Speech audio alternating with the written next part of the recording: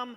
And we have approximately 25 minutes before our break. And because there are 5 persons there, I ask you to be quite brief in your answers so we get as many questions as possible. But the topic of this panel is the Internet of Everything, how to connect the missing 99%. And as Timo said in his presentations, really 99% of the microprocessors are not connected. And at first I would like to ask you, the Internet of Everything, what do you think? Is it a realistic goal? Is it even possible? You said that 99% are not connected, 100%. Are they supposed to be connected? Just a brief opinion of everybody, please. Well, my sort of an argument related to that is that we don't need internet to connect all the devices, because we have most of the devices connected into electricity network. And then basically we can use electricity network exactly on the same way of transferring data from another location to another one. So we don't necessarily need to connect all the devices into internet. We can use the existing networks for doing that. How about Pekka? I would like to basically second to what Timo just said. Tekes is right now ramping up a new program on smart energy, and this is what it's all about, connecting everything that is already connected into the electricity network, connecting that into the internet as well. Mm-hmm. Evidently, a lot of things is going to be connected. How about Hans? Well, I think, as said, everything is more or less connected. I think the more important question is what kind of data I need, because we don't necessarily need all data. Just take a normal windmill, it will produce more data than Twitter. So you don't want to have that data, you want to have the important data. So it's more a question on how to get that data. So you don't need to connect everything either. It's more what kind of information do you need to take the next step. Mm-hmm. Yeah, I mean, when it makes sense, yes. I don't really think about that, what is the connectivity methodology, but more about that, what is the value it brings, where should we actually kind of have the intelligence. I mean, it doesn't always require connectivity. Yeah, and I'd agree with everything that's been said so far, but I'd focus on the everything rather than internet. Because it's not about making sure that my fridge, my bicycle, this carpet, or the clock on my watch is all connected. So the question I would ask back is, does everything really need to be connected in the first place to make it an internet of everything? And what is the real value that we can derive, and for what purpose? So the data point, I think, for me, is also really key as well. Did you, Timo, want to add something on this? No, not necessarily. Okay, then I would like to ask, like Hans said, what is the important data and how you find it? What kind of data do you share with your innovation partners? Well, I think it's very much about, as we heard on the previous speaker, you have all these digital platforms, and within that you build ecosystem. So for one industry, some parts of the data are really important. But what happens if you take that data, you take it to the next step with the partner, a company that does something with it, and you put that data into the next part of the ecosystem. Then you get a really big values. Really hard to say, because it's very different in different ecosystems. If you are in the smart cities, some data is really important. If you are in the connected home, other data could be more important. I think you need to build, and that's why we are speaking about sense and collect data, aggregate, analyze data, and act and automate. And that could be quite big differences between different industries, what kind of data that is really important. Yeah, it's actually too early to say what and which data will be valuable, because most of the data that is today unstructured and basically valueless will be one source of biggest source of new revenue for 2025.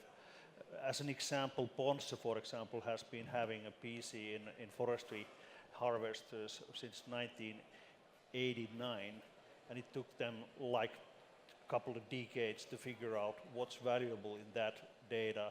Now that data has enabled them to sell their forestry machines as a service in Brazil, for example. They sell cubic meters of wood delivered at the loading plot next to the forest. This is what data and collecting data can actually enable you to do in the longer run. How about Antti and Milan? Yeah, obviously, I think that about sharing the data and having others to have access to it, it allows this kind of network effect. So we are not trying to get all the kind of, how would I say, innovation experience in-house, but we want to network and focus our own efforts to the certain specific area, and that requires a kind of a good way to share the info, or have a proper ways to have some control of the data you share outside to allow some further innovation. So I think it's crucial. Yeah, and just to give a live example on our core business, if we look at, let's say, a new launch of a product of a printer, okay, having one paper jam in one printer is okay. That might be one-off fault, but knowing and being able to see the data and the trends, and saying actually there are 10,000 happening in exactly the same place, and we're able to pick that up, send that back to our manufacturers or partners, expose that such that it's fixed straight away. And that's really for us much more of the power of the use of the data in the right way, and that's an example that we have in-house. Yeah, like Timo said that. Did Antti have something to add? No. Okay. Like Timo said, he showed the numbers, and he said that 76 companies in Finland are sleeping when it comes to IoT, and they are not investing on it. Then I would like to ask of Hans and Milan, would you have any good advice or your, based on your experience, what could we do in Finland? Well, it starts. This is no magic thing. I think IoT or big data or data, you could call it whatever you want, have the same driving forces as all things have within enterprises. It's either being more efficient, using different tools in being more efficient, or creating new business models or new services.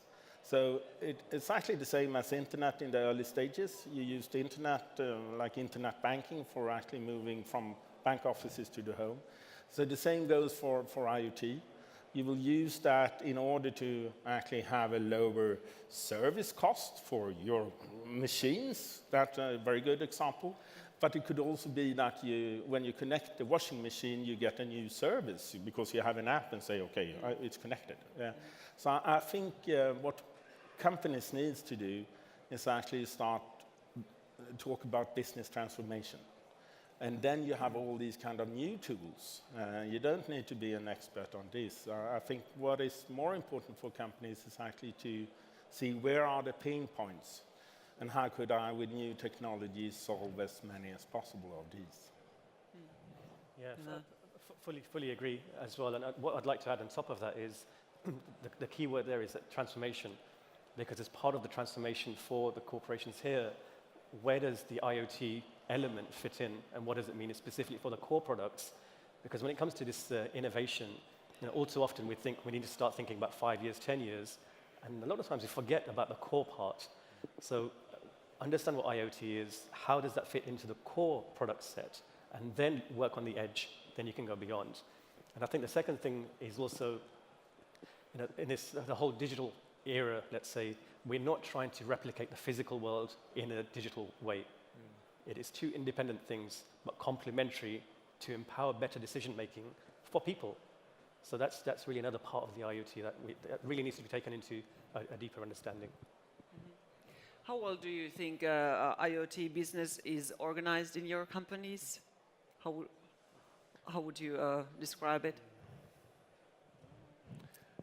Yeah, well, I mean, how we organize this IoT or digitalization altogether.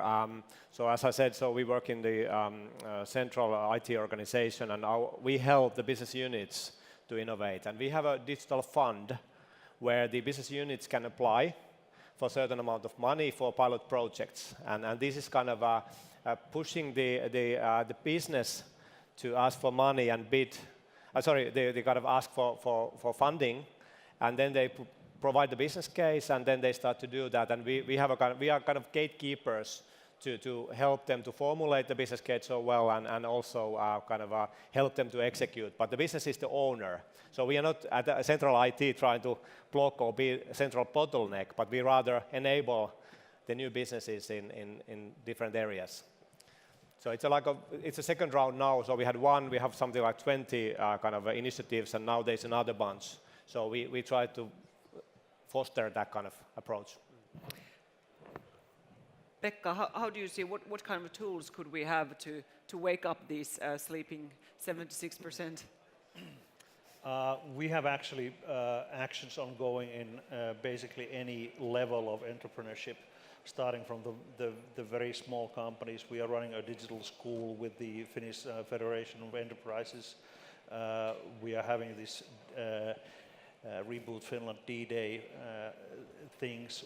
We are processing through our mechanisms this year several thousand companies to raise the awareness how dramatically the business environment, because of so many technologies entering the marketplaces, is actually having as an impact to their products and businesses and services. And it's all about knowing and figuring out that things are going to be very, very different in just a few years of time.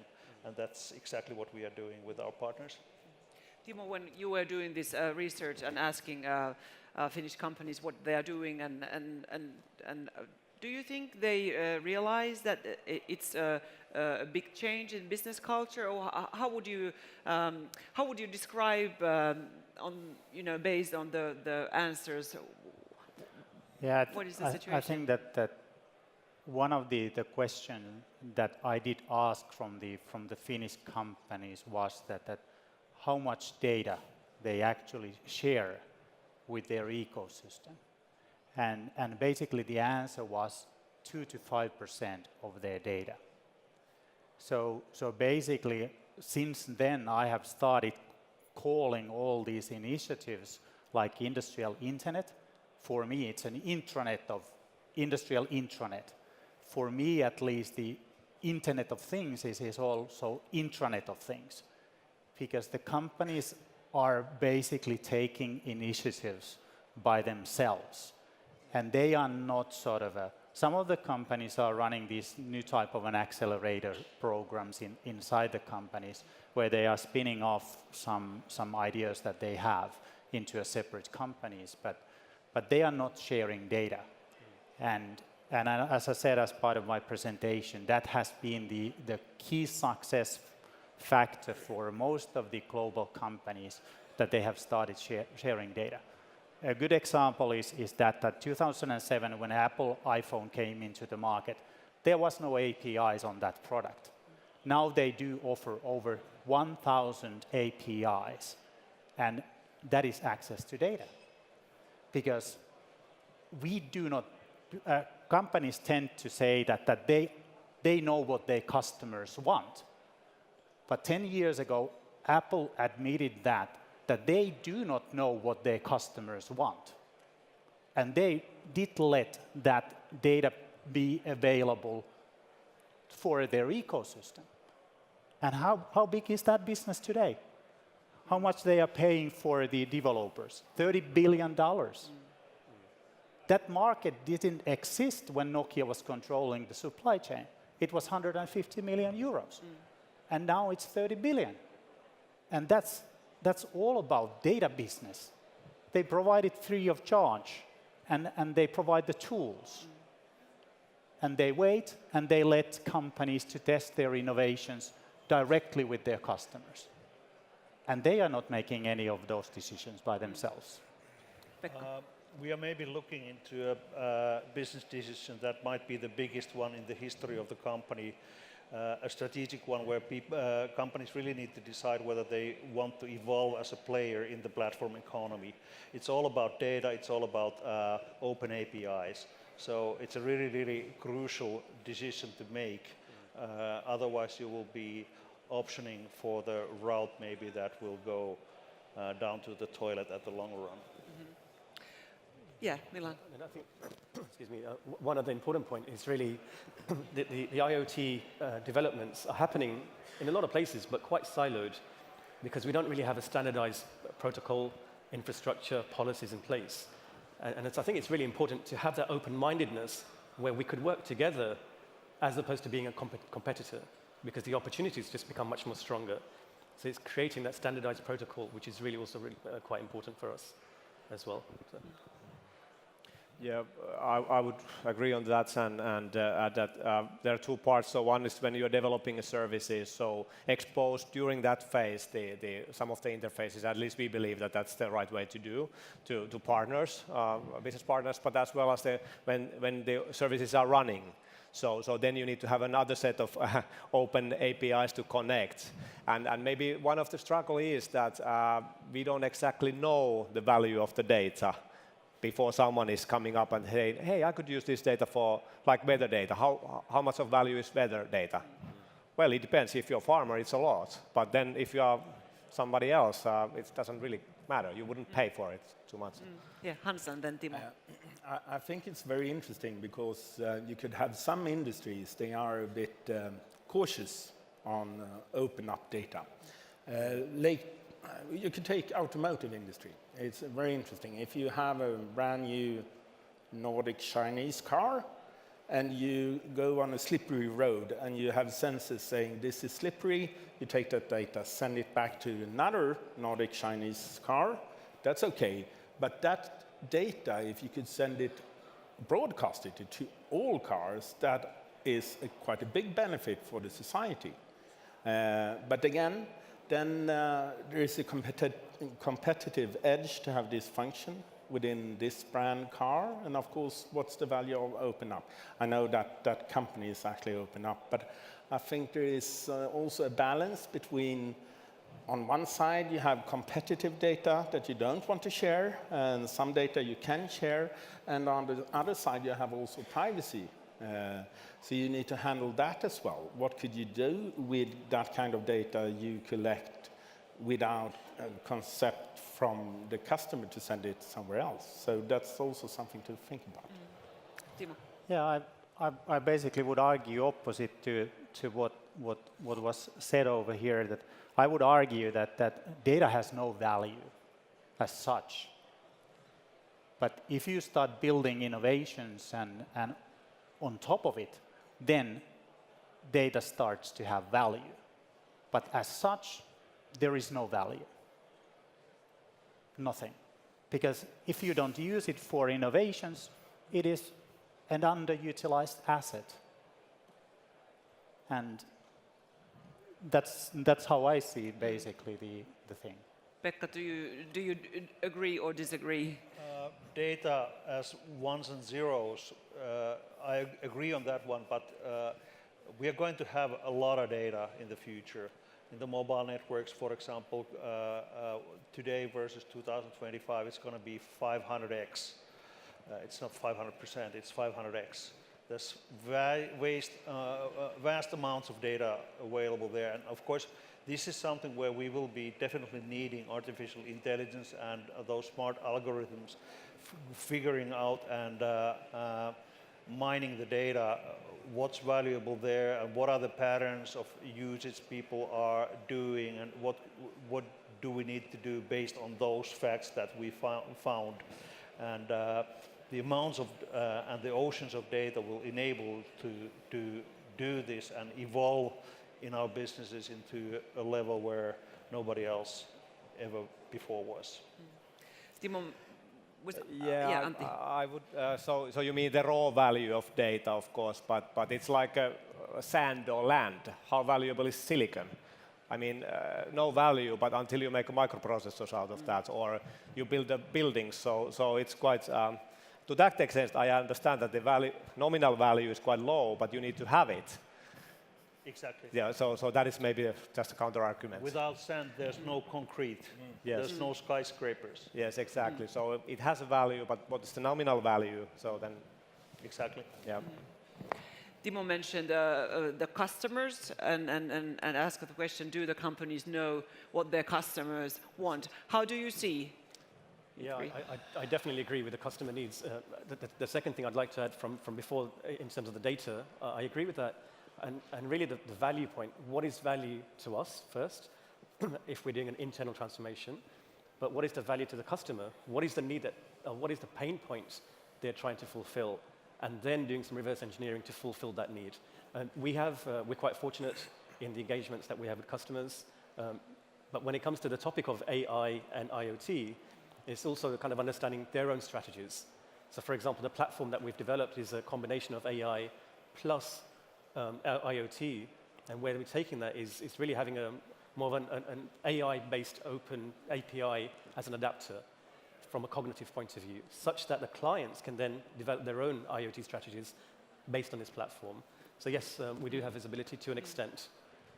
How about Antti and Hans? For the user, understanding the consumer's users. Yeah, I think that's crucial. I mean, it's no doubt. Of course, there's always room to improve. Without asking, they said this kind of, I'm assuming, guessing type of approach is very strong in many areas. And of course, we know we've been doing this business 20 years and we know what our customers need and want. But I think that there are these kind of customer-centric or service design thinking principles, how you can kind of find the ways of their real needs as opposed to wants, because the wants could be something the last sales guy was pitching, so that could be the want, but the real need, or recreating the process, understanding the customer processes and how, for example, digitalization could transform the whole business. So of course there is a lot of need and we can improve also us. Of course, customer insights is very important, but I think the vast values of, especially IoT, I should say, is an underlying effect of using it.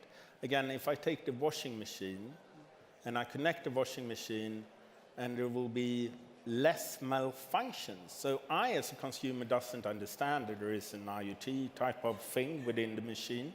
But I could say, okay, the product is much better because I don't have all these malfunctions. So a lot of things will happen beneath the surface that actually will say, okay, this is a good way of handling me as a customer. How could they know everything about me? Or why is the product so much better? So a lot of things will happen beneath normal processes, I should say. We don't know what we don't know. Consumers neither know what they don't know. As an example, this iPhone here in my hand collects 74 parameters from my whereabouts, temperature, etc. Facebook cultivates from that data 4,000 different parameters, and they commercialize that in a fashion where they are today the number 3 in valuation of all companies on this planet. That indicates some value of the data. And I think that the biggest thing is that consider that how many of those applications that you have on your iPhone are developed by Apple, or are they developed by somebody else? Apple has nothing to do with those innovations. They are just providing the APIs and the data. Exactly. Because they don't want to even to know all about, because they don't have the capabilities, they don't have the competencies, and they don't have the resources for doing so. So that's why they do. That's why they have opened the data. Okay, with these Timo's words, I would like to thank you, all the panelists. We have run out of time, but the timing was quite perfect. So thank you very much. You can continue with talking to them or to each other or whatever. We'll have a 30-minute break. You can go and get coffee. Thank you very much.